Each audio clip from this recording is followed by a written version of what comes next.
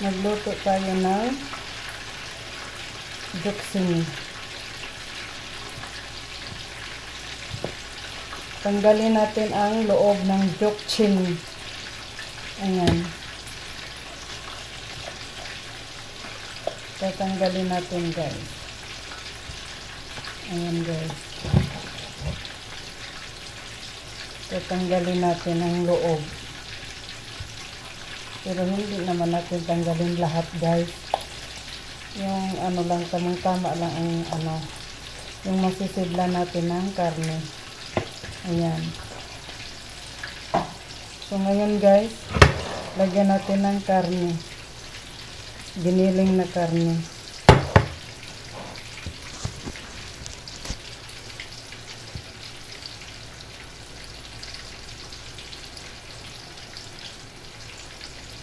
Ayan. Tapos, guys, lagyan natin ng karne. Tapos pag nalagyan na natin ng karne, guys, ipiprituhin natin. Tapos mag-golden brown na siya, guys, sa pagprito. Ilagay natin sa kaldero at pakuluan natin ng 15 minutes. Ayan. Dito natin nilagay, guys.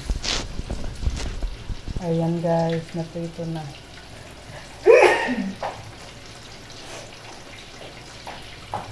Ayan, guys. Piniprito na natin, guys. Ayan. Ito, kulang pa to. Kailangan pritong-prito siya talaga. Ayan. Tapos, dyan natin ilagay. Dahil, i-ano pa natin yun siya. Pakuluan ng 15 minutes. Bago lalagyan natin ng ingredients na tinatawag dito na tahina. Ang lasa niya may pagkamaasim at parang may peanut. Yun. Yan ang ingredients natin, guys. Ayan. Tapos, ito pa. Lagyan natin ng karning giniling. Luto na yung karning giniling ko, guys.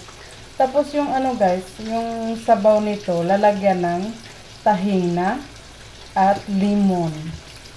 Then, dinikdik na garlic. Ito lang ang niya, guys. Ingredients.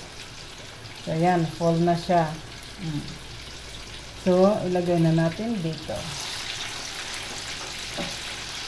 So, marami pa tayo, guys. Tanggalin natin yung loob ng zucchini.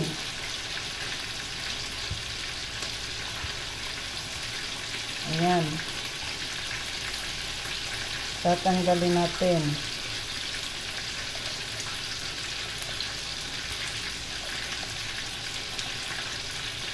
Tapos, lalagyan ng karne. Giniling. Tapos, pipritohin natin, guys. Bago natin i-boil, pagka-boil niya ng 15 minutes, saka natin lalagyan ng ingredients.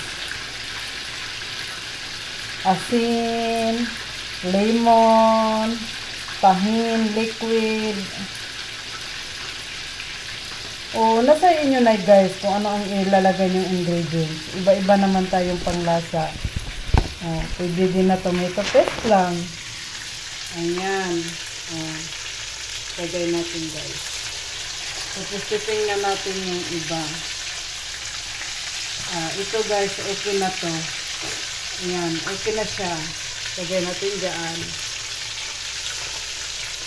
Hindi yung sunog na sunog, guys. Kasi yung sunog na sunog, pait naman siya. Diba? Tamang-tama lang. Ayan. Ayan, guys. Kailangan wala na talaga yung grain, guys.